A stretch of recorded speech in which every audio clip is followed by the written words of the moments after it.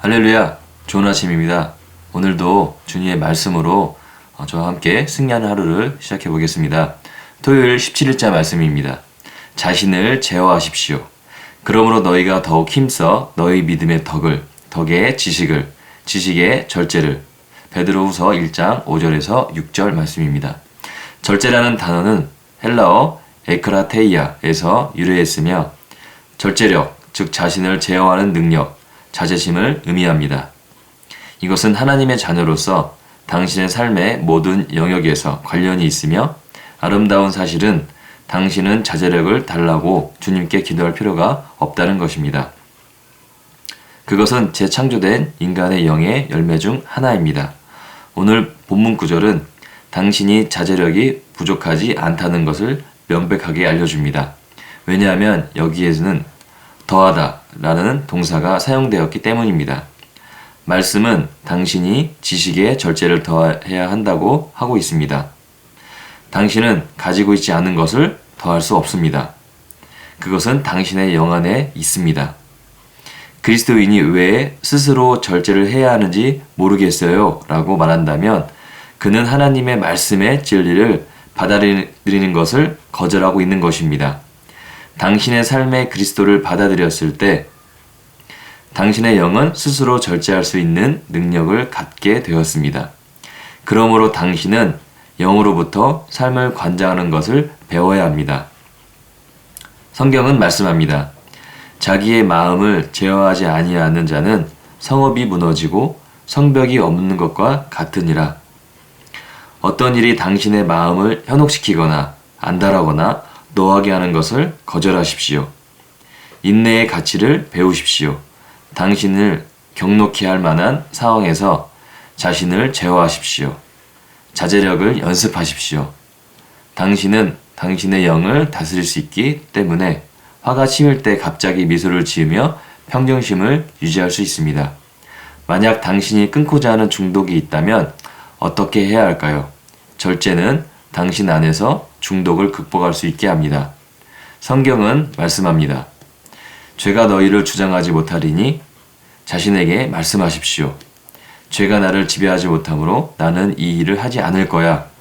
중독된 것에서 말하지 말고 당신 자신에게, 당신의 영에게 말하십시오.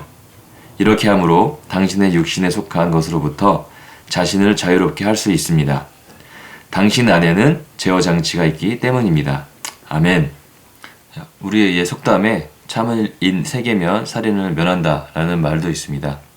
사람들이 자기 감정을 다스리지 못하고 또 자기의 생각과 어긋나는 그런 모습들을 볼 때 쉽게 감정을 노출하거나 또는 절제하지 못해서 극히 화내는 모습들을 종종 보게 됩니다. 인간의 재창조된 영의 열매 중 하나가 절제하는 것이라고 말씀하고 있습니다.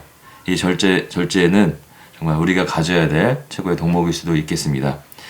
사람들이 자신의 인생을 계획하고 또 계획한 대로 하루를 살기 원합니다. 아침에 일어나서 큐티하고 또 기도하고 또 한 달에 한 번은 금식함으로 정말 하나님께 합당한 자로 살기를 작정합니다.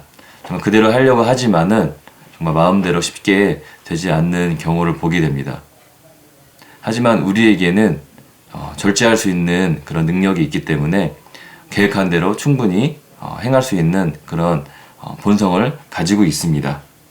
예전처럼 아침 일어나서 뉴스를 켜거나 또는 핸드폰, 스마트폰으로 불필요한 시간을 보내거나 그런 걸 통해서 인생을 지체하고 낭비할 한다면 저 결코 하나님께서 우리에게 주신 그런 귀한 이 인생이라는 시간과 삶을 온전하게 다스리며 살 수 없게 될 것입니다.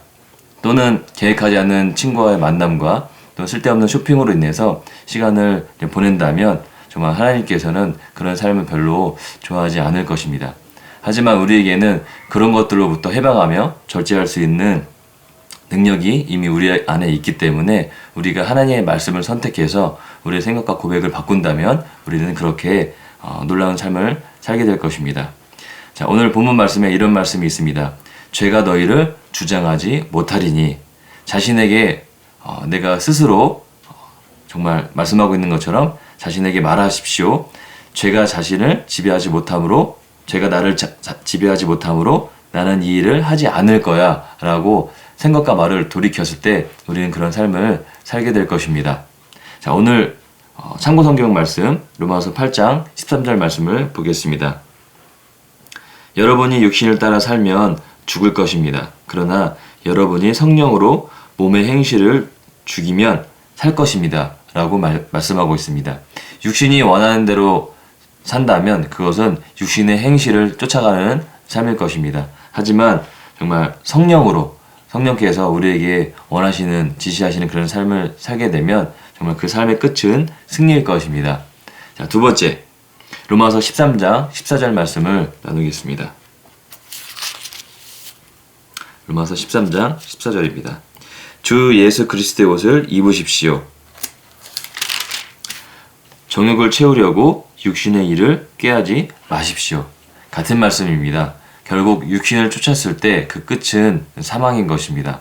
하나님의 말씀은 정말 우리 안에 들어가서 어떻게 그것이 역사하는지 알지 못하지만 그것이 마치 운동을 했을 때 근력이 상승하는 것처럼 우리의 영이 정말 강화되고 또 훈련되어져서 그 영이 성장하여 모든 것을 할 수 있는 그런 단계로 이르게 되는 것입니다.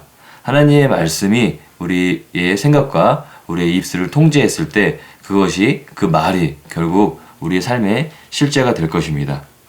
우리의 믿음을 지키기 위해서 우리가 해야 될 것은 정말 우리의 믿음, 우리의 고백을 굳게 붙들어야 됩니다. 그것이 우리의 영적인 삶의 승리의 시작인 것입니다. 고백하고 마치겠습니다. 나는 죄를 넘어서 능력을 가지고 있기 때문에 세상적인 욕망에 지배되지 않는다. 나는 믿음 안에서 절제되고 위험 있고 건전하며 나의 영과 혼과 몸은 주님의 영광을 위한 의의 도구로서 주님께 굴복한다. 할렐루야.